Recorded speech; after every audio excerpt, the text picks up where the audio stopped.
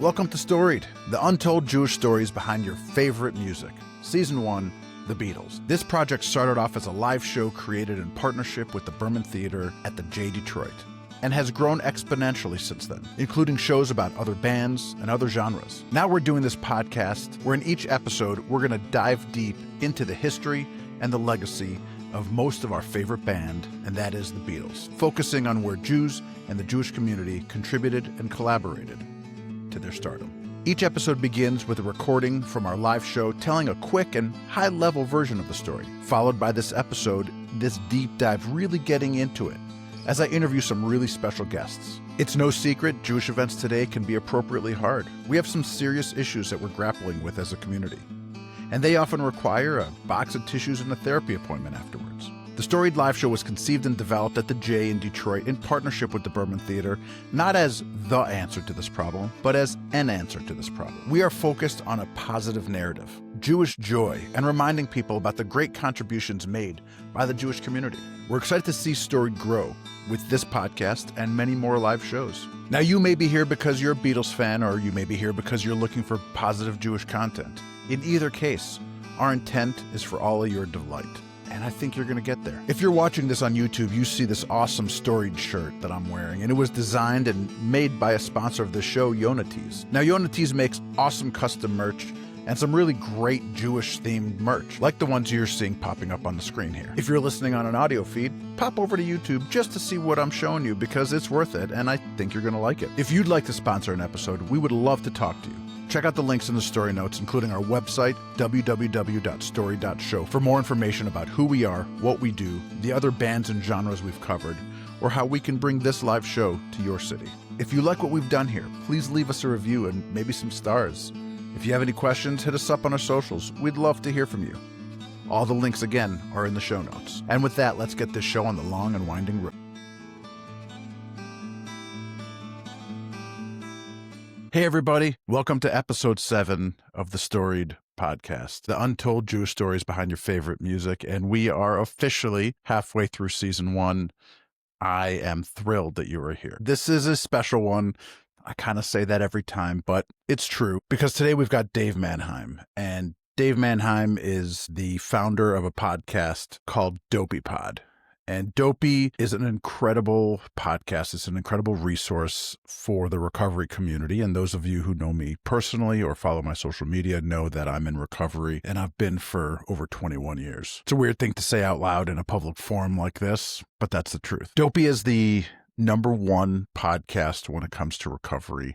And it's a resource for people that really have the ability to connect and share stories and build community and share community, and do so in a way that is inclusive of different people's journeys. It's really an incredible resource. Additionally, it's very funny. I come from a place in my business where I say I don't take myself seriously, I take my business seriously, and that's really the way that Dopey Pod operates. Is they don't take themselves seriously, they take their recovery seriously, and it's a beautiful thing. So in today's episode, we're going to talk about recovery a little bit, because this is both the Bob Dylan episode and the Al Arnowitz episode. As you're going to hear, Al Arnowitz is a sad story of addiction really ruining somebody's life when they had everything there for them. And that's really the story of addiction. And then we're going to talk about Bob Dylan. And I can't tell you how cool it is to be able to share the story of Bob Dylan, because when I wrote the Storied first script, The Beatles, I knew that I had to include Bob Dylan. What I didn't realize was that Bob Dylan was going to become a common thread in all of the Storied scripts. So we did the Beatles, we've done grunge, we've done the Grateful Dead, and actually next weekend we're doing reggae with Matisyahu. And if you are listening to this immediately, make sure to check out storied.show, and you can find out what and where and how we're doing that. But that's at the Berman Theater here in Detroit. Bob Dylan is a common thread in each one of these stories. And so hearing and seeing how Bob Dylan really changed the face of music in every genre that we look at is pretty special. Now, Dave is a Bob Dylan superfan. He's also a Beatles superfan, and that's pretty great. I love the excitement that he brings to the table. I love the enthusiasm that he has when he's sharing these stories. I love that he challenges some of the stories and some of the timelines, and we have to get into some fact checking to make sure did this come out before this album, before that album, and we'll get there. We also talk about some other really cool Jews and some other cool music stories, including the Velvet Underground and the Talking Heads. I embarrassed myself and accidentally called Daniel Johnston David Johnson, and that was a brain fart that's going to haunt me forever. In one of the most revealing stories, I shared about Peter Hillman, who's actually Bob Dylan's son-in-law and an Orthodox Jew who wrote an album that for me is one of the top 10 albums ever written, and that's called Skin, and how that's related to recovery. And I hope that after you listen to this interview, you listen to that album and you find that as impactful as I have. Dave is one of the kindest and coolest interviews that I've had. A lot of laughs, a lot of good stuff. And as they say, when you walk into a room of recovery, you can sit anywhere and you look around and you might notice that there wasn't a chair, but we'll find you one. Let's get to it. Possibly the most fascinating story that I discovered in research for this whole series is the tale of journalist Al Arnowitz. He wasn't just an observer in the scene. He was a participant. He was an enthusiast. He was the variable embodiment of the beat era. Al effortlessly connected dots between literary giants like Allen Ginsberg and Bob Dylan, and between Dylan and the Beatles, altering the course of music forever. Yet behind the scenes of this vibrant narrative lies a darker story. Battling alcoholism and the clutches of drug addiction, Al found himself blacklisted from the very industry that he helped shape. In 1965, Al introduced Bob Dylan to the Beatles at the Delmonico Hotel in Manhattan. At the time, Dylan was riding high on the success of albums like The Free Will and Bob Dylan and The Times They Are A-Changin'. His lyrics were hailed as pure poetry. The Beatles, meanwhile, were churning out pop hits fresh off of the release of A Hard Day's Night and Beatles for Sale in 1964 and Help earlier that year in 1965. The story goes that the ever-mischievous Bob Dylan brought out a bag of joints and lit one up and passed it to Ringo, but the Beatles had never smoked weed before. They were drinkers. Ringo was unfamiliar with the etiquette of joint passing, so he took it from Bob's hand and smoked the whole thing himself. Apparently you guys can relate. The result, in Paul's words, there's a really wonderful interview with Paul McCartney, and he describes Ringo splayed out on the floor like a starfish, giggling and completely useless for the rest of the night. But Paul and John were able to hold themselves together, and they were sitting at the feet of Bob Dylan in awe. Eager for his approval, they asked him what he thought of their music. And he said, "It's nice for easy pop songs, but if you want to change the world, smoke this, pick up an acoustic guitar, and write some poetry." Now, they took those words to heart. They returned home to England and crafted the songs that then became the Rubber Soul album. And that album is a stark left turn from their earlier work. It's more introspective. It's got experimental sounds. And the track Norwegian Wood in particularly was Lennon's attempt to conjure Bob, right? WWBD. What would Bob do? Years later, when asked about his influence on the Beatles' evolution, Dylan responded with a shrug and said, "Meh, they did okay." Typical Bob Dylan contrarian answer. The Beatles' Rubber Soul was not only redefining the band's trajectory, but it also set a new standard for what a pop album could be and could sound like. With that, we're going to do what Bob did, and we're going to listen to Norwegian Wood. Hey, before we get to this interview, I want to take a moment and thank our new sponsor, Tequila Kosher Spirits. And they make the kosher tequila that I am seeing popping up around Detroit. And if you know me personally, or if you follow my social media, you'll know that I'm sober and I don't drink. But when I go to different Jewish events and I hear this topic come up, everybody has really great things to say about it. So I'm excited that Tequila reached out and said that they wanted to sponsor the podcast. Every special Chaim deserves a special spirit, but finding high quality kosher spirits is near impossible. Until now. So we're introducing Tequila Kosher Tequila, the world's first Jewish-inspired tequila, celebrating culture, community, and tradition. Tequila is 100% kosher and 100% additive-free. Check it out at buy.tequilaspirits.com. for a smooth tequila blanco and bold tequila reposado. Tequila, l'chaim like you mean it. The link is in the show notes. Now let's hear this interview.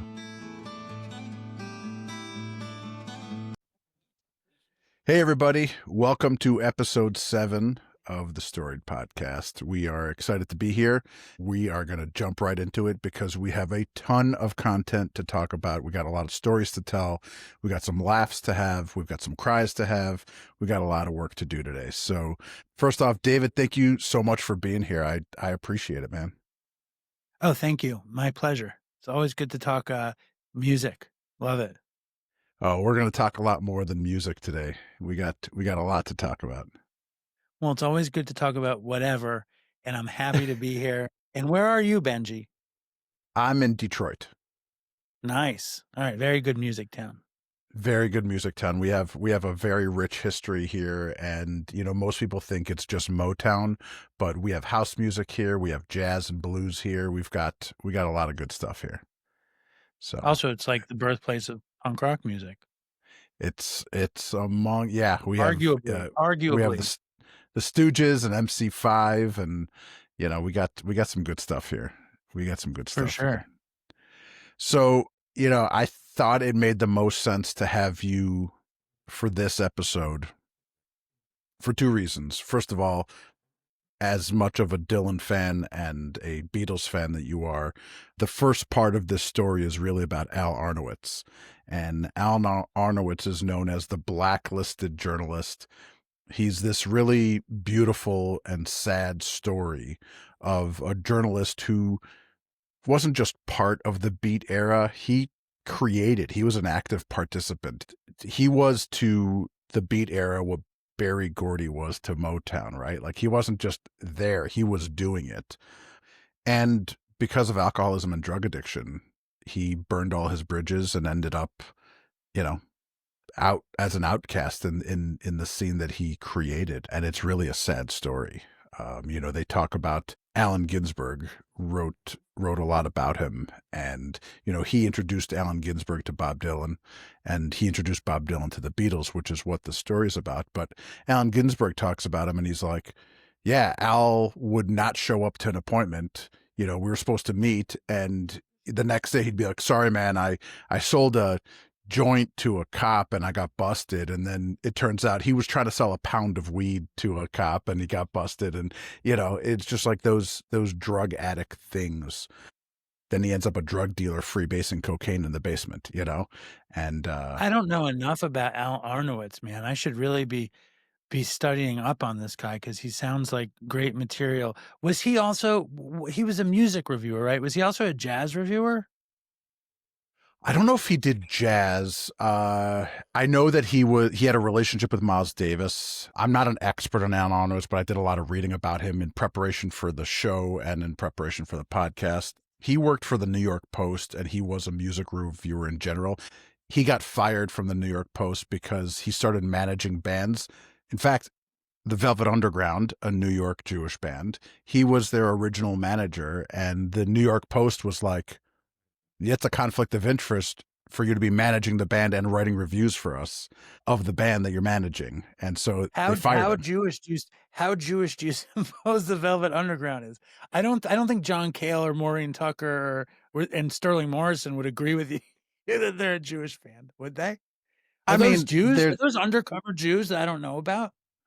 Hold on a second. Let's be accurate. Let's because find out. Already people have been reaching out and making corrections, and which I appreciate. So Lou Reed is a fantastic Jew, maybe the greatest rock and roller from Long Island besides Billy Joel.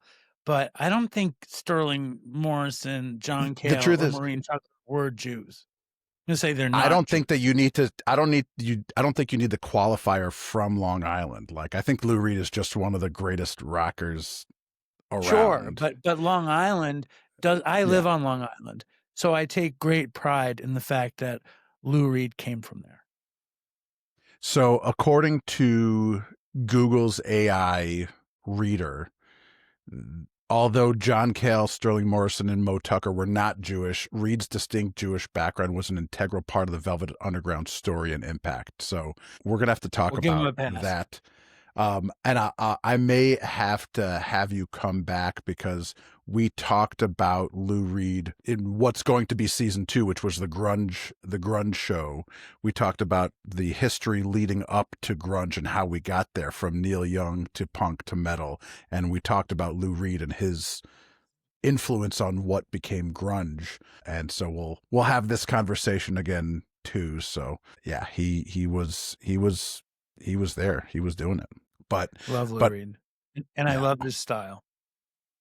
Yeah, that's the mellow, don't give a shit, just laid back, whether you're singing about heroin or hookers or heaven, Well, everybody loved Lou Reed's lyrics. People were mixed on his vocals, but what I really loved about Lou Reed more than anything was the grooves that the Velvet Underground played. They had this kind of mid-tempo, super funky sound that nobody could duplicate. It was one of a kind. There isn't a band that was I'm a horrible musician, and when I first kind of had pie in my eye or whatever the expression is to be in a real band, I wanted to play like that, where it's that mid-tempo, funky, like hard drums and but laid back, jangly sound, and it's amazing. Nobody else did it like that. Yeah, maybe the Beatles a little bit here and there. There was a little, like if you got lucky, like on a Hey Bulldog or a couple songs had a similar kind of beat that the Velvets had. But all right, I'm with you. Al Arnowitz managed the Velvet Underground. He introduces Dylan with Ginsberg. We're at it, Benji. I just gotta take your tangent one more step further, and say that Mo Tucker as a groove monster, right? A female drummer in that world was unique. I think she was just as impactful as Tina Weymouth, who was the bass player for the Talking Heads, and I always kind of think like, what happens if those two get together? Like to me, that's groove royalty right there, in very much in that New York strange underground scene. And that's like a great what if, yeah. So totally. I mean, and the funk at their fingertips. I mean, the Talking Heads bass player, the Tom, what's her name? Tina Weymouth? What's her name? Weymouth, yeah. Yeah. She is like undercover funk goddess. Like everybody sampled her over and over again. Oh yeah. Maureen Tucker is not as sampled. And I wonder where Maureen Tucker is. People bother me all the time that I should be having her on Dopey. And I'm like, dude, hook it up and I'll have her on Dopey. It's like, I don't know how to find her. She's not on social media. She's infindable. Well, you just lit a fire under my ass, and we're going to have to figure that out. So I am taking a note because I have what I believe is one of the best booking people in the business, and we are going to talk to her and see if we can connect those dots. Wow, that would be incredible. So, that would be empowered Jews empowering Jews right there. Oh, that's a hell of a reference, my friend. That's a hell of a reference. It's on your t-shirt. I know. I'm smiling because you're doing the advertising for me. I'm with you. So let's before we get into the Dylan story, let's talk about David and let's talk about Dopey Pod, because this is the story, and this Al Arnowitz, freebasing cocaine in the basement, losing his life, losing his scene, having done all the great things that he should have the accolades for, and nobody knows who he is. Dopey Pod is a podcast that you host for, is it 12, 14 years now? No, this is we're right coming up on our 10th year. It'll be our 10th year. I want to say the end of October, thereabouts. That's probably when we started. And we started it in New York City on the Lower East Side. And I started it with my friend, Chris O'Connor, who I had met in 2011 in treatment at a place called Mountainside in Connecticut. And, and our mission was to create a podcast that kind of tapped into the old Howard Stern show with Artie Lang, where Artie Lang would tell the craziest drug stories and they'd kind of make fun of him. And that was our goal. And we started it. And as soon as we did the first episode where Chris told a story about actually robbing a veterinarian clinic and getting arrested and going to jail. Like he robbed a veterinarian clinic in a blackout, roughed up the nurse there to steal phenobarbital. They called the cops. The SWAT team came, arrested him. By the end of that episode, we felt it was probably important to mention that we were sober because it seemed as though we were pushing drugs. So Right. by the end of the first episode, it kind of becomes a quasi recovery podcast.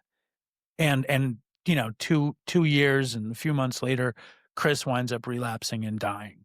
And the show changes a lot. But yeah, I love making the show, and I've been fortunate to keep going with it.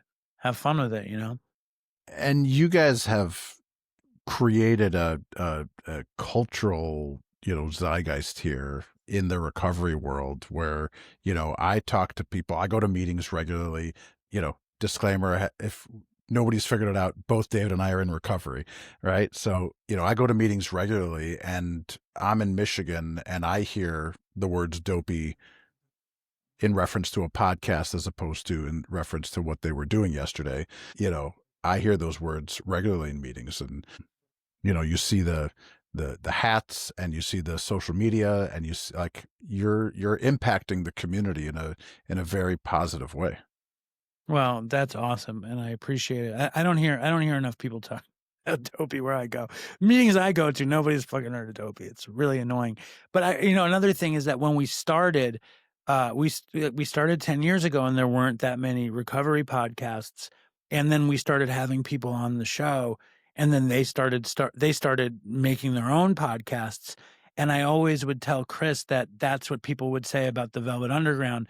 They never were that big a band, but everybody that went to see them started a band. That was the story of the Velvet Underground, and I felt like that was a little Dopey style. Well, it's like, I'm assuming you know who David Johnston is? No, I don't. David Johnston is the picture of Kurt Cobain with like the alien t-shirt where it says, hi, how are you? Yeah. So that was a David Johnston album cover. Okay. I'm having a brain fart. I don't want to make sure that I'm talking about David Johnston. But yeah, that's that. So David Johnston is like this relatively unknown musician who your favorite musicians were inspired by him. John Prine is another one where, like, most people on the street don't know who John Prine is, but everybody who you love who's a songwriter was inspired by John Prine. And, I think that's similar to the Velvet Underground, similar to Dopey. I think a lot of people clearly, know what you guys have going on, and it's cool to I'm assuming you've had similar experience. So I have another podcast called One Show at a Time where we talk to music fans, Deadheads, Fishheads, Umphreys McGee, the Yellow Balloon community, and talk about getting sober in the music scene and how that experience, how you're able to go to what we call a otherwise slippery environment and find traction, right? We're nowhere in the realm of Dopey. I mean, we have hundreds of listeners every week. I mean, it's a different No, but I love universe. That One Show at a Time, and I love that sober hippie stuff and that sober jam band world. It's always very inspiring. I think it's awesome. If you ever want me to go on One Show at a Time, I'll do it. All right. Well, you just signed yourself up for another interview with me, so we're gonna make that happen. Yeah, I had the good fortune of today having this woman on the show who is a music critic for the New Yorker, and she wrote that piece about Fish and Trey. You know what I'm talking about? Her name is Amanda. Jesus Christ, I can't believe I'm already blanking. You talk about 2 years ago when she talked about. Okay. And she it was cool though. It was just like whenever I feel in touch with the actual world of music, it's a very joyful experience for me. And I met Eric at a music festival at a Yellow Balloon table. So I love that. Oh, Which oh, this was the Divided Sky. Yeah. Yeah. Music on the Divided Mountain. Sky. Yeah, Music on the Mountain. Yeah. Have you seen the Healing Appalachia Festival? Do you know what that is? I emceed the Healing Appalachia Festival in 2018, and you'll appreciate this. I got on stage and I said, "I just doubled the whole Jewish population of West Virginia." That was the first thing I said at the Healing Amazing. Appalachia Festival. Yeah, I did it one time. They invited me back, but I've been going to this Park City Song Summit instead. And Sure. now Healing Appalachia doesn't call me anymore. But what were you going to say about that? It's an amazing festival with amazing musicians, amazing artists, and they're raising money for recovery. And and Tyler Childers is a powerhouse in music and in recovery and in spreading a good message. So great. I couldn't even believe how great he was in person. Just like the music so and his good. voice and the songs are so good. He is beyond powerful. By the way, that brain fart that I mentioned just went away, and it's not David Johnston, it's Daniel Johnston. And I knew that I was saying it wrong as I said it. No, it's Daniel not David. Johnston. Yeah. Folk singer Daniel Johnston. Correct. That's what you're talking about, right? Yeah. That's what I'm talking about. Sure. Yeah. Yeah, I'm with you. I know who that is. Yeah. Yeah. I hate myself that I have to. No, don't. Please. So please. We all struggle. Let's get to the Dylan Beatles Al Arnowitz business. Yeah, this is the story. So Al Arnowitz was asked by the Beatles a couple times to introduce him to Dylan. And he kept on saying, "We'll make it happen." And Dylan was like, "Yeah, I'm not into these, pop artists from England." And he actually, the folklore is that Dylan said to Al, the idea of 12-year-old girls and 14-year-old girls screaming in a stadium excited about pop music is nothing that I'm interested in. And so he was really resistant to the introduction, but Al convinces him and, pulls the strings and says, "Hey, we have this relationship, make this happen." And so he comes and Al brings the Beatles to this Delmonico hotel in New York. And they had never smoked pot. In fact, there's a quote where John Lennon said that smoking pot was the same as doing heroin. Like it was the category. It was alcohol or drugs, and there was no in between. And Dylan says, "If you want to change the world, smoke this, pick up an acoustic guitar, and write poetry." I never heard that quote. The quote that I heard, and I'm sure you know it, was that Dylan busts out the weed and he's like, "Let's get high, guys." And they're like, "What the fuck is this?" And he goes, "You guys get high?" And they're like, "No, we take uppers and we drink a lot." And he goes, "Well, what about in I Want to Hold Your Hand, where you sing, I get high, I get high." And they're like, no, Bob Dylan. It was, I can't hide. And that was the beginning, which is such a funny story. But then you also have to think that Dylan wouldn't have gone electric and started a band if he hadn't been in love with the Beatles and the whole style. I think that a lot of this is folklore. And, this was 60 years ago, and nobody had a phone with a camera on it. And so, you ask Allen Ginsberg and he tells you the story that he remembers, but he was messed up at the time. You ask, the reporter, he was high. So like we have pieces of the puzzle that we put together to try to make a coherent story. So, I'm sure that Dylan was more influenced by the Beatles than he was willing to admit in those conversations. He's also the world famous contrarian who will always say a smart ass, sharp tongue comment. And so him saying to Al, the idea of 14-year-old girls screaming at a concert is not appealing. That's great and all while you're pushing him away. But you're probably right that there was some heavy influence in both directions there. I don't know if you've ever seen the interview that Paul McCartney gave where he was like, Dylan pulls out a joint and Ringo is not familiar with the etiquette of puff, puff, pass, right? So he sits there and he smokes the whole thing, and then he's like splayed out like a starfish on the floor, giggling, and talks about how like it made Brian Epstein laugh the way that Ringo was laughing, and like that caused everybody else to laugh, and it just like it cut the tension in the room, and it was Ringo's like goofiness that really cut the tension. The coolest thing about all of it, I mean, it's hard to really make a real case for this, but potentially Bob Dylan, because obviously Bob Dylan is like one of the major architects for modern rock and roll, but just giving a joint to the Beatles was probably one of the biggest moments in the counterculture, because they do go on to do Beatles for Sale and Rubber Soul, and all of a sudden this poetic dark style kicks in and the whole world becomes psychedelicized. And would it have happened had Dylan not given them a joint? I don't know, mate, probably, but not as quickly. They would have gotten And it. They would have gotten it somewhere else, probably, right? they probably would have gotten it somewhere else, but it wouldn't have been as impactful. And that quote, and this is Paul McCartney's quoting Dylan in saying, "Smoke this, pick up an acoustic guitar, and write some poetry," which is wild to think that like their early stuff. And I'm not a huge fan of their early stuff. I like their later stuff in general, but like the idea Beatles? that they're the Beatles. Yeah. I like the Rubber Soul, Sergeant Pepper, White Album, Let It Be, Abbey Road, like that. I like that much more than I like the Please Please Me and, Help. Well, I like. Help. I mean, it's funny though, because I mean, the first record is Meet the Beatles, and then Please Please Me, and Help was they, when they write about it, they say that Help was the most connected to Dylan, like that You've Got to Hide Your Love Away was straight Dylan.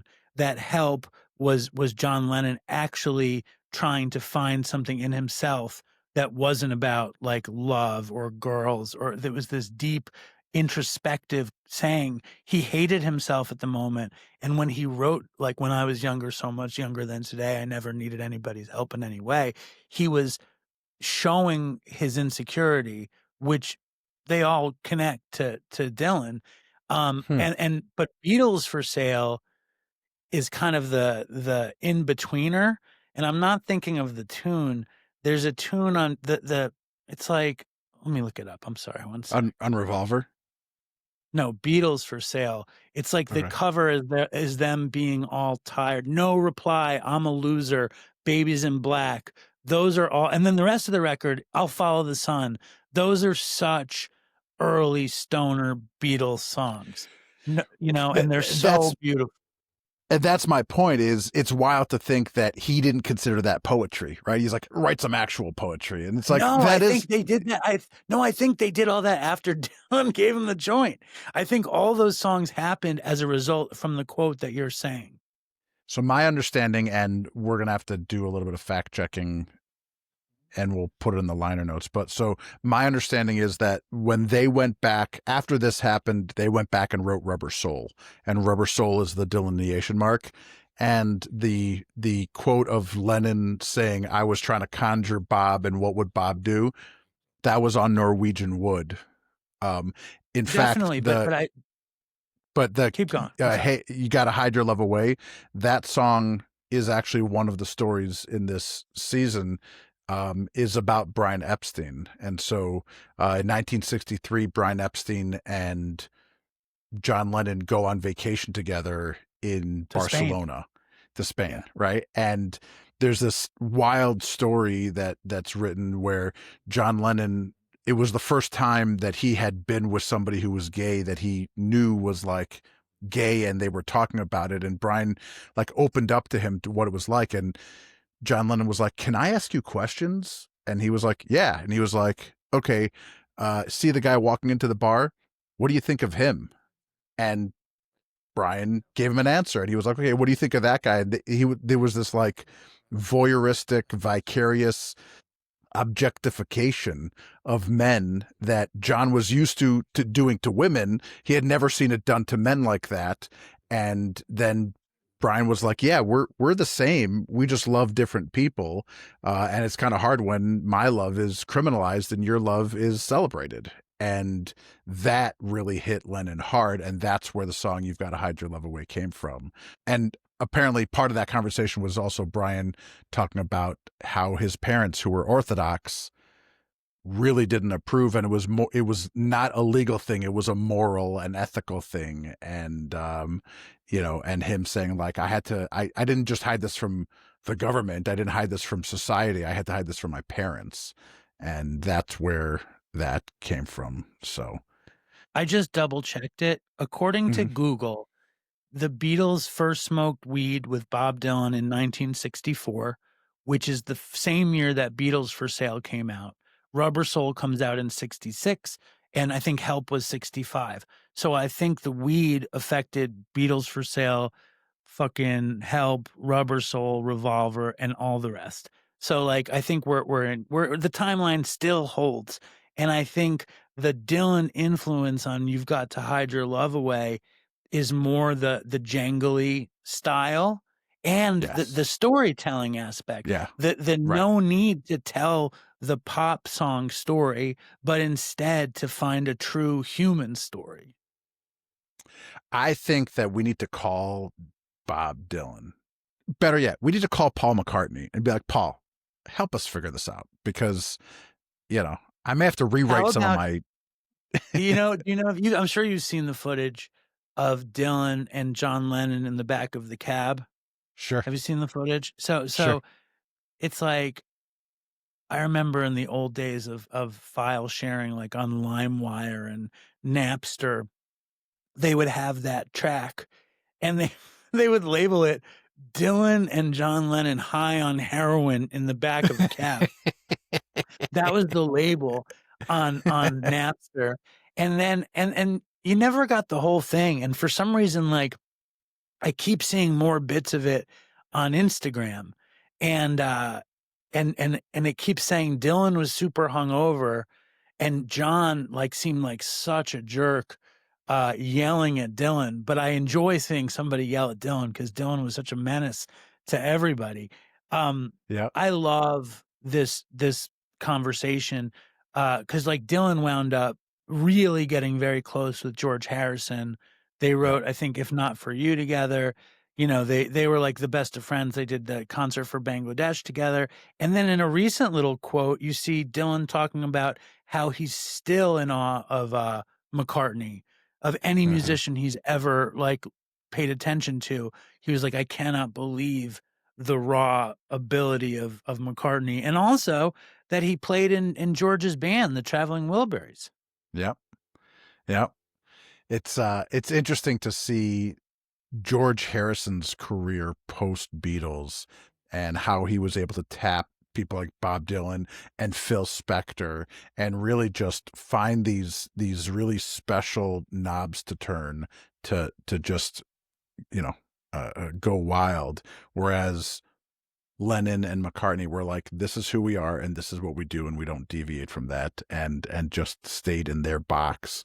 And George really went out and did some cool stuff.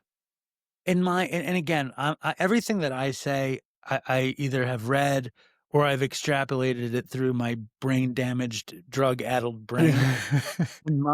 My interpretation is since George was not one of the alphas in the Beatles, since it was John and Paul and then it was George and Ringo, I think Dylan didn't feel the need to measure dick size against him. I think he felt comfortable with George. George made him feel safe. And on the flip side, George just, everybody recognized Dylan's genius. And, Right. and then George got so into the band and Clapton got so into the band. And from what I understand, I just heard this story from a friend of mine. From what I understand, what's his face? Who was Dylan's manager? Albert Grossman had Uh-huh. tapes from the Basement Tapes, and he ran into Mick Jagger's girlfriend, and George Harrison's wife, and he gave them the Basement Tapes and sent them back to England. And that's why the Stones did Beggar's Banquet and the Beatles did ultimately Let It Be, but Get Back, because they all wanted to do what Dylan was doing. Hmm. I have not heard that story, and I love it. That's amazing. Yeah, I mean, and the other piece that I'm sure you have heard is that when the band came out, like, because you have Dylan, right, in love with rock and roll, and Dylan's like, I don't want to be your folk superstar anymore. I want to be in a band, and I want to be, for whatever reason.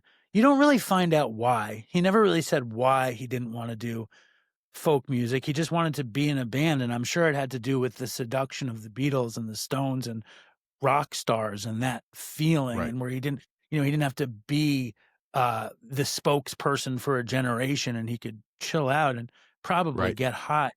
But so he follows the Beatles lead, and then he winds up getting really, I think, into drugs, possibly. I'm very interested if that's true, because everyone says that when Dylan had his motorcycle accident, he was actually becoming just a full-blown heroin addict. And everyone knows that all the members of the band were horrible heroin addicts. Levon, Danko, Richard Manuel was a horrible alcoholic. Garth Hudson wasn't, and Robbie Robertson was not at the time. But then they all like sequester in Woodstock. And then all of these bands that Dylan had followed into electricity turn around and follow Dylan into that bucolic country style. Right. Which is beautiful. Which is beautiful. And he has, he stayed there, and then he went out, and then and now the last 15 years, all he's been doing is that like old Western country stuff, which turns off a lot of people. And I'm like, it's an artist being an artist. And if you don't like their art, don't expect your artist to do what they were doing 60 years ago. I struggle. We just went to see, I love Dylan. Like, I love him. Love him like family in my mind. We just went to see the Outlaw Music Festival, me and my wife. And so you With see Willie, Wilco with him and play. Willie. It was him, Willie, Wilco, and Lucinda Williams. Wilco Amazing. crushes. Wilco closed with U.S. Blues on Garcia's birthday. It's like, Wow. crushes. And I'm like high as fuck just on Wilco. I'm like, oh my God, they play U.S. Blues. So good, blah, blah, blah. And then I'm like, oh, I can't wait to see Bob Dylan play, even though I've seen him 10 times. And every time I've seen him, he's been horrible, horrible. And I agree with what you're saying intellectually, but as somebody who just wants to hear some songs, it's hard for me. And I go in to see him at Jones Beach. He shuts the lights off on the stage. He shuts the cameras off, so you can't even see the band. He's in the dark in the stadium playing his cockamamie fakakta, take on himself, where you can't find a melody. He plays, what's the song? Don't Think Twice, It's All Right. You can't even find the melody. He plays, and it's sort of that country style, but it's more like this spooky Halloween country style. Right. Which is like, what is he doing? What is it? Why is he doing it? It's like the radio that's playing in the saloon in like 1887. But those guys sing melodies. Dylan is like, and he refuses to sing. But you saw him when he played Stella Blue last year. He sang that. Yeah. Beautiful. So I have a sign on my desk right behind the camera here that says, people don't go to concerts to hear you sing. They go to concerts to sing along with the songs that they love. And that's a quote by Ed Sheeran. And it really frames for me this conversation, which is true. I think about Grateful Dead eras, and I think about Fish eras, and I think about Clapton eras, and like I'm a huge fan of 1969 to 1982 Dead. I do not enjoy listening to post 1982 Dead because I don't like the sound that they were producing. But at the end of the day, we can't pretend that the Grateful Dead weren't doing something great. They were playing the same songs plus more, but the artist was evolving. And you look at the way that Prince evolved as an artist. You take a look at the way that Fish, right? Like, is 97 Fall Tour the greatest selection of music, in any of their eras? There are people who won't listen to 3.0 Fish. And I'm like, guys, this is an artist evolving.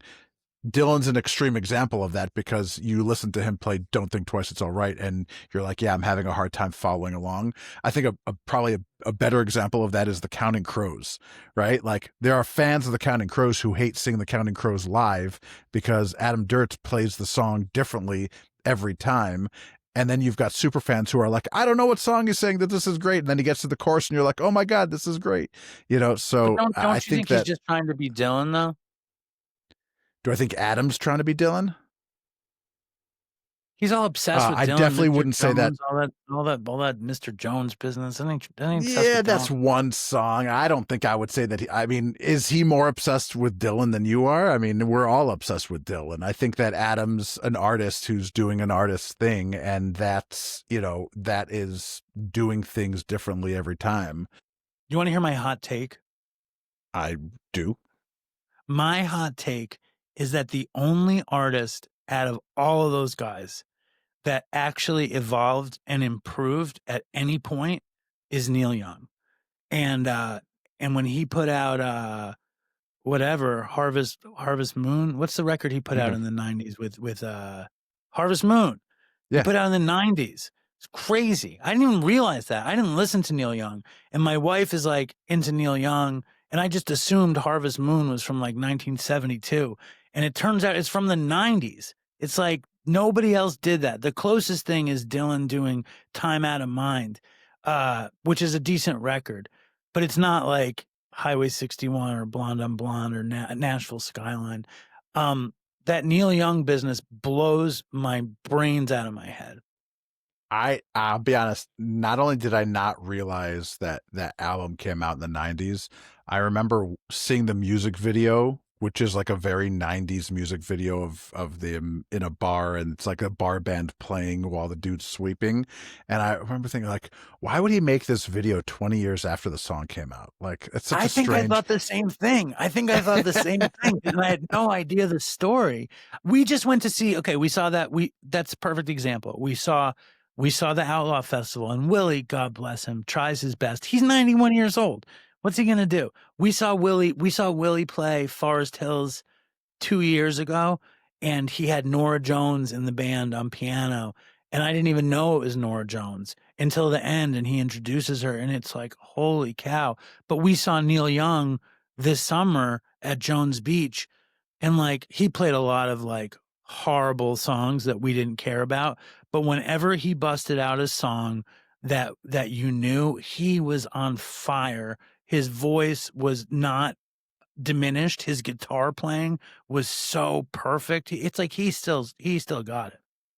He's perfect. His voice, I think, has changed and gotten a little gravelier and mature. The voice that I am shocked in a pleasant way that I'm like, how does this dude still have a buttery smooth voice, is James Taylor. Because you listen to James Taylor sing today and you're like, oh, it sounds like it's 40 years ago, and it doesn't make any sense. Like, how does he doesn't still mess have around? Because he's not singing Jumping Jack Flash and you know, When the Levee Breaks. He's singing yesterday morning, and I know you were you know, Paul McCartney still has it together for the most part. Paul still got it together. We saw him. I couldn't even believe it. But any second now, the scariest thing is that we're on this precipice where any second, like could be during this interview, Dylan slips on a banana peel, dead. Paul McCartney, you know, dead. It's going to be a bad day. Star, huh? It's coming. It's going to be a bad day. Keith and Mick are still alive, both of them. It's crazy. Right. Everyone's post 80. It's like, what is coming? When you went to the Outlaw Festival, how close were you to Willie? Like, were you in like the first 50? No, very far, very far, very far. Very so far away. And I don't know if his skin was so white. So white. Anyway, keep going. I'm sorry. I don't know if the screens and the cameras pick this up, but I saw the festival, I think 3 times, and I was very lucky that we were in the first probably 40 rows at each one. And I cannot get over Willie Nelson's arm hair. It's obscene. Do you know what I'm talking about? No, but I'm very interested. I'm going to have to send you pictures or video or something. He has like a layer of like 7-inch long arm hair that just is like a cloud or like a big white afro around his arms, and you're like, it's the most distracting thing. I think I spent more time just looking at his arms than anything else. It's obscene. It's crazy. There's so much, and it's so long, and I'm like, dudes needs some clippers. Like, what is going on this? You're a musician, right? Yes. Why don't you write a song called Willie Nelson's Arm Hair? It's like Bob Dylan's beard, or like Jeff Tweedy wrote Lou Reed was my, or Iggy Pop was my babysitter, or whatever song that is. What is that song about the babysitter? Is it Lou Reed was my babysitter? But you should write a song called Willie Nelson's Arm Hair. There's not a song, but one of the episodes of this podcast, and I'll pull it up, I'll tell you which one it is. It's episode 6. It's the one right before this. Brett Burns, who's Burt Burns' son, is who we interviewed. And Burt Burns is the guy who wrote the song Twist and Shout. He also wrote Cry Baby and Piece of My Heart for Janis Joplin. So he's cool. the one who discovered Neil Diamond, and he discovered Van Morrison. Okay. Amazing. So he died, I believe it was at 38 years old. He had a heart disease, and he died and left his wife and 2 kids. But he had a record label called Bang Records, and he was in the process of signing a young band called Led Zeppelin. And he died as the contract was being drawn. And so the big record, I don't know if it was Columbia or I think it was Atlantic Records, walked in and was like, you guys can't sign with Burt Burns' widow. You have to come and sign with a real record company. And Led Zeppelin basically said, yeah, that's probably a good idea, and the rest is history. And so his estate did not manage Led Zeppelin. I think it was Atlantic did. It was Atlantic. I actually just listened to the audiobook Hammer of the Gods, so I'm very up on Led Zeppelin at the moment. So the reason I bring it up is because Brett Burns, the son of Burt, says my claim to fame is not that my father wrote Twist and Shout and Cry Baby and Piece of My Heart. He goes, my claim to fame is that Jimmy Page changed my diaper. Wow. It's all pretty. He's like, crazy. he apparently, so, the story of like Jimmy Page being a session guitarist and like just sitting in the studio and working on hundreds of other people's albums. That was at the direction of Burt Burns, and Jimmy Page had no money at the time. So he was actually living in their apartment with them. That's crazy. Yeah. That's so cool.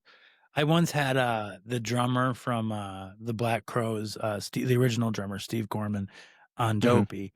And he had I think the Black Crowes, I think Hard to Handle was the book. I don't remember what the book was. Great book. And he wasn't in recovery or a drug addict. And Dopey, I think, was just a few years old. I think it was just after Chris died in the 3rd year of making the show. And I had big visions of grandeur in my head. And we're talking about when Jimmy Page toured with the Black Crowes, and so good, like all that stuff where Chris Robinson is singing all the Led Zeppelin stuff, like arguably as good as Robert Plant. And I say to Steve Gorman, could you get me Jimmy Page for Dopey? Thinking like that he could, that because Jim, I was like, I'm sure Jimmy Page is looking for an opportunity to talk about his heroin addiction, and I think we could help him. And Steve Gorman is like, no, he's not going to do your stupid podcast. Like, okay. Although now he might. No, he's not doing my podcast. My number one to do Dopey is Dylan, but and then Steve Jones from the Sex Pistols. These people are like not gettable. Steve Jones, man, his book is so amazing. But I really want Pete Townsend, but they're not gettable. These people are not, and how amazing you just mentioned is Van Morrison. It's like the artistry of those days it's just beyond. I'll talk to you about Pete Townsend afterwards. I may actually have a way to connect some dots for you there. How? I'm not going to share it on the podcast, but afterwards I'll share it with you. Cool. But just so you know, some of the folks that you've had on Dopey are people that I've been wanting to get on one show at a time, and so, you're kicking ass, man. You're Thank kicking you. ass. I appreciate it. I appreciate it. I try. So, I try. what are some of your favorite Beatles stories where they're just the special stories where you're just like, oh man, I hope everybody knows this one. I mean, the one that always comes to my mind, I don't know why. It's the story of like when they fell in love with acid and they were unimpressed with the acid that they had in England, and they had heard about Owsley's acid, and they were so enamored with it, and they were like, "Well, how do we get a shit ton of Owsley acid to England?" And then I think Paul McCartney cooks up the idea with their press agent. Who is the Beatles press agent? I can't think of his name. That's annoying. But so Paul and this guy, it's on the tip of my tongue. Let me look it up. Are you gonna look it up? It's Yeah, I'm looking up. Beatles press agent. Derek Taylor. Yeah, Derek No. Taylor, because he was a big figure in all sorts of different stuff. They came up with this plan that the Beatles were going to be connected to the Do you know this story? Mm-mm. Probably. The Beatles were going to be connected to the Monterey Pop Festival, and they were going to shoot it and document the Monterey Pop Festival. And not obviously not the Beatles, but the plan was that the Beatles would send a bunch of cameras and recording gear to document Monterey Pop in 1967, 68. And they had no intention of actually doing this. Their plan, though, was to send the camera gear to Monterey and have Owsley open up all the cameras and load the lenses with the purple haze gel caps or whatever, however he had synthesized the acid. So they fill up all the cameras with Owsley acid and say that the cameras were not going to be used to shoot, and they had to send them all back. And they send all the cameras back loaded with Owsley acid, and that was like the beginning of like Sergeant Pepper era. I had no idea. I've never heard this story. I absolutely love it. Yeah, that's it's a great, spectacular. It's a good one. It's a good one. What's another great Beatles story from my understanding of the Beatles? I love the Beatles, and I think the thing that I loved about them more than anything, and I always want bands to be like that, because obviously their songwriting is out of hand and the harmonies are so beautiful. But what I really loved about the Beatles is they had distinct lead singers. They had more than one. Like Wilco, the weakness is like, I'm just like, I love Jeff Tweedy, but it's like, dude, have somebody else sing a song. I get tired of it. So like Right. the Beatles having three singers, it just makes you feel you feel like there's so much stuff happening. And my favorite thing about the Beatles was the relationship between John, Paul, and George, and then to another degree, Ringo. So you have John and Paul, just their relationship, just the way they would sit and write songs together, how beautiful that was, and then kind of how it ended, and how like they wrote every song together until probably Beatles for Sale, The Weed. I think, or really, I think it was Eleanor Rigby, where Paul goes off and he writes Eleanor Rigby, and John's like, holy shit. And I love that. I like I love the fact that like the Beatles were really close to breaking up when they were recording Let It Be. And they were like, they each kept quitting. If you watch that Peter Jackson documentary, like they document it really well. They each keep quitting. And then George is like, this is no fun at all. And he goes and he grabs Billy Preston and Eric Clapton. And or it was first had Clapton come in for the White Album, and he noticed that everybody was like acting better because they kind of couldn't be these little bitches in front of one of their friends. Clapton. Yeah, Right. in front of Clapton. And Clapton always said he couldn't believe what it was like playing with the Beatles. Like it blew his mind. But so when he had Billy Preston basically play on the entire Let It Be record, it saved the band. Like the band behaved well. They treated each other with respect, which was always super cool. And then they wound up doing Abbey Road, and for whatever reason, Abbey Road is I've decided it's my favorite record ever made because of the Paul McCartney medley. Like, it's just like it's my favorite it's my favorite side of a record, and I kind of like got into it when I was a kid, and I refused to let it go in my mind as my favorite, even though I probably like other things as much or more or whatever. But that in the end of the medley where they all sit together and play lead guitar, and it's John, Paul, and George trading licks on the song The End. It's just so magical, and I don't think I have another good Beatles story at the tip of my tongue. So I apologize for that. You did good. You did Thank good. you. I have a sort of Dylan music favorite album recovery all in one story for you. Okay. Do you know who Peter Himmelman is? It sounds Do you know familiar. that name? I know the so name. Peter Himmelman is a musician. He's probably put out 20 albums since the late 80s. Very much, late 80s, early 90s rock, not necessarily grunge, but just that, heavy rock sound. He's also put out some children's albums and some books, and he's a wonderful, wonderful musician. He does not like to advertise, but he is married to Bob Dylan's daughter. So he's Bob Dylan's son-in-law. He's also an Orthodox Jew. Okay. So there's a lot going on there. In the early 90s, he wrote an album called Skin. And Skin is a concept album about a guy who, in the first song, dies in a fiery car crash. He's a huge asshole and goes up to the pearly gates or whatever, and they basically say, you wasted your life, we're sending you down for another, as a reincarnation to live a better life. And the rest of the album is him living this hard life, and then the end of the album is him coming to the realization that it was love, the whole thing was love all along, and if he would have just grasped that, he could have had a much better experience. My dad was a fan. He listened to this album. It became ingrained in my, listening to music. And if you ask me for a list of the 10 best albums ever written, it doesn't matter what point of my life, you're going to ask me. Peter Himmelman's album Skin is, I believe, one of the 10 greatest albums ever written. It is a perfect album, and I will die on that hill. A couple of years ago, you have to check it out. It's unbelievable, and I'd love to hear your feedback on it.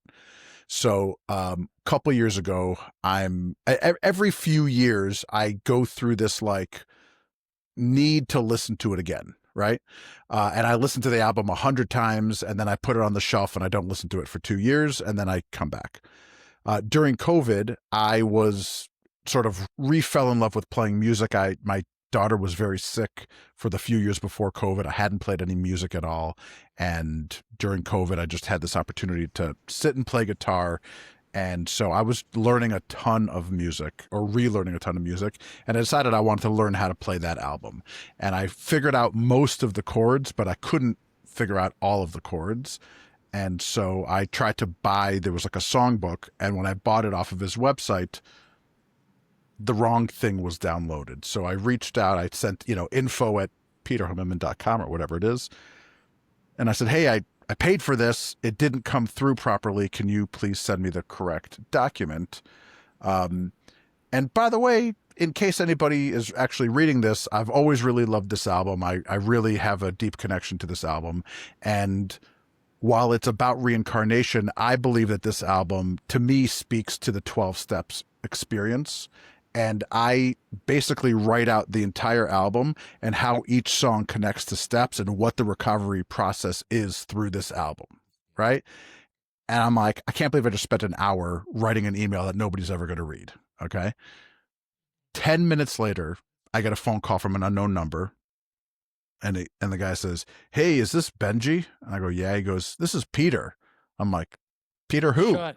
He's like, Peter Himmelman. And I was like, what? you're calling me? And he's like, yeah, I just read your email about Skin, and it was a really cool email. And I was like, yeah, you probably think I'm crazy.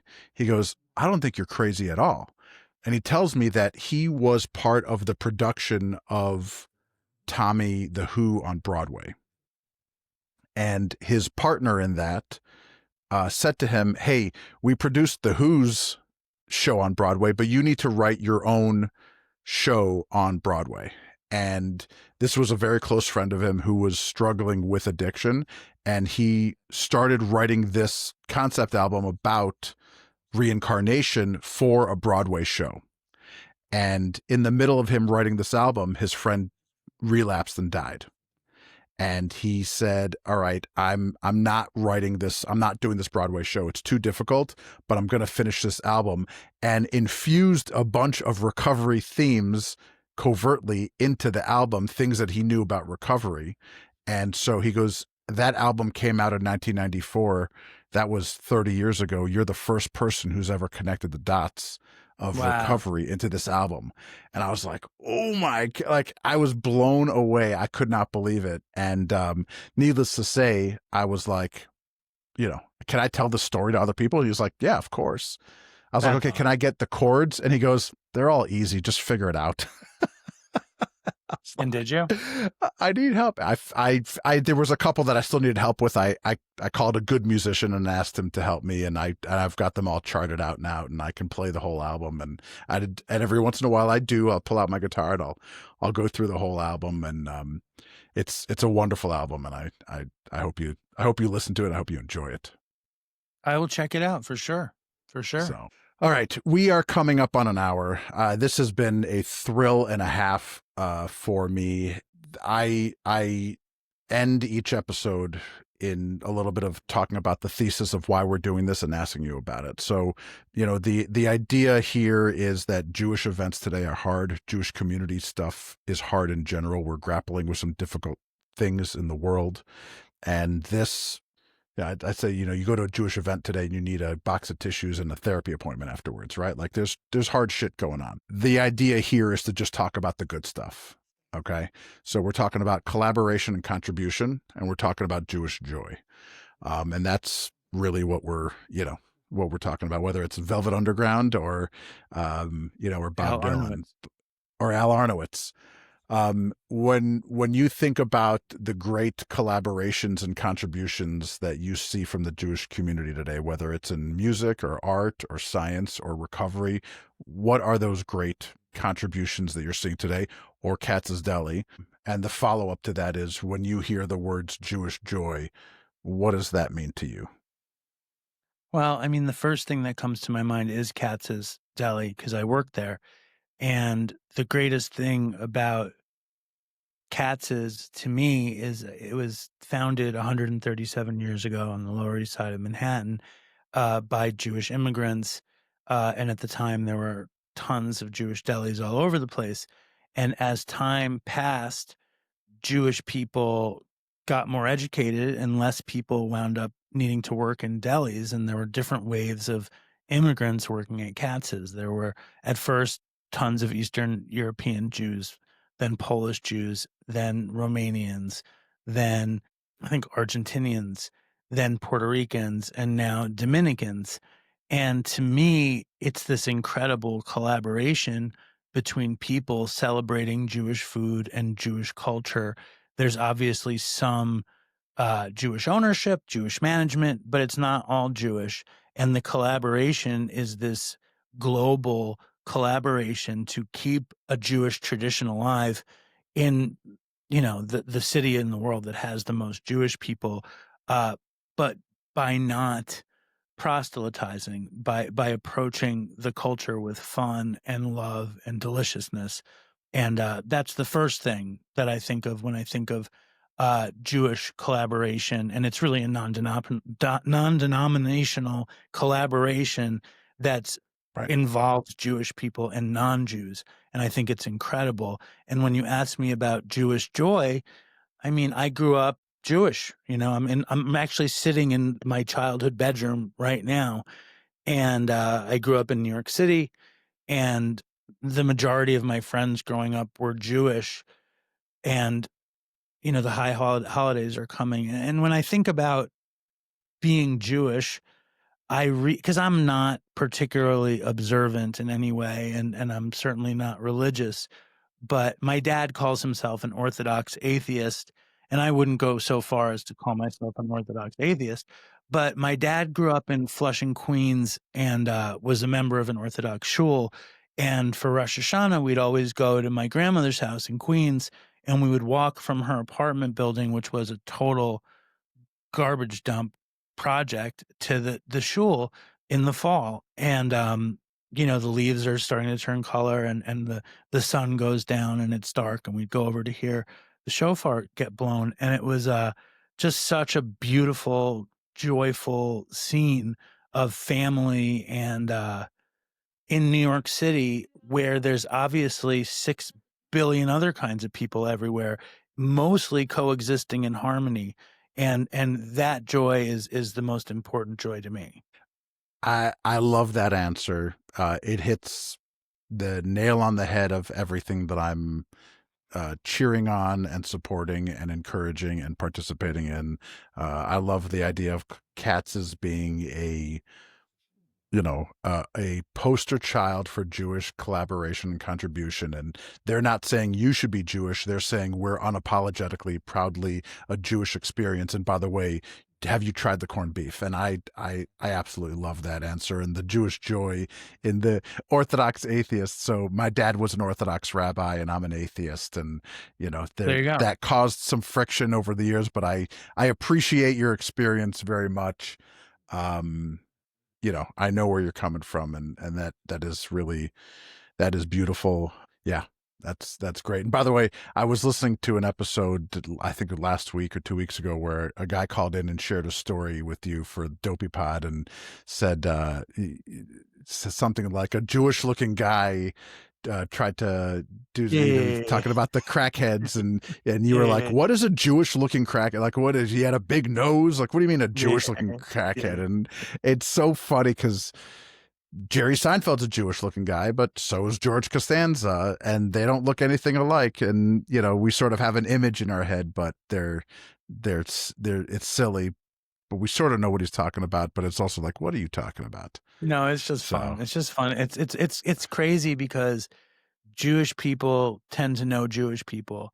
And if you're from a city like New York, and I'm sure there's a decent sized Jewish population in Detroit or Chicago or Los Angeles or Israel, like these are Jewish strong, or London. These are a lot of Jewish people in these places. But past there's no Jewish people anywhere. Jews make up 2.5%, I think, of the world. So we feel like there's a ton of Jews everywhere, but what were you going to say? Is it not 2.5? You're off a decimal point. It's 0.2%. Oh, it's 0.2%. Really? Is that true? 0.2%. Yeah. Holy cow. So it's like Jews are obviously very prominent in the media, but like, and people kind of overestimate Jewish population, but it's nuts. If you really like a Jewish looking guy, it's also like, in Hasidim, you see them and you decide those are Jews, but this other person is not a Jew. That's a fun game. Is this a Jew or not a Jew? Who's a Jew? Right. It's all good. Well, but I have a credo. I have a credo that I like to live by, that if you're Jewish enough for somebody to hate just for being Jewish, you're Jewish enough for me to love just for being Jewish. So, the whole who is it, like, if there's a gray area and you're in, I'm good with, like, I don't have a problem with that. Well, I feel very Jewish. I'll just leave it at that. I feel very Jewish. And I really enjoyed the show. Thank you. We're going to call it a day here. I will have links in the show notes for Dopey Pod and for Peter Himmelman's album, and maybe a couple of other things that we talked about today that people can check out. But I appreciate you being here, man. And I'm a big fan of what you got going on. I'm just grateful that you're sending a good message to people out there. Thanks, Benji. I appreciate it. And I appreciate your message too. And if you ever want me to do the show again or one show at a time, I'm totally down. Oh, that's going to happen. We're kicking it back up shortly, and I'm going to have you on there. I appreciate it. All right, man. Thanks. That's our show for today. I hope you enjoyed it. Please subscribe and leave us a review. It helps the algorithm show other people this podcast. If you'd like to sponsor an episode, again, reach out. We would love to talk to you. And make sure you check out the show notes for the links to our socials and our sponsors. This show was produced by Ryan Storm from This Is Storm Sound. Editing done by Andrea Rizzuto. Production management done by Eric Nelson. Booking by Leanne Deutsch of 16 Mile Talent. Design work done by Tessa Hewitt. Research done by Avishai Bauman. Now, the music you heard is recorded by Evan Sherman, but was actually written by my late father, Rabbi Yossel Rosenzweig, as the original opening of the song that he wrote for the Diaspora Yeshiva band called Pit Huli. I'm your host and storyteller, Benji Rosenzweig, and this has been another episode of Storied, the untold Jewish stories behind your favorite music, Season 1, The Beatles.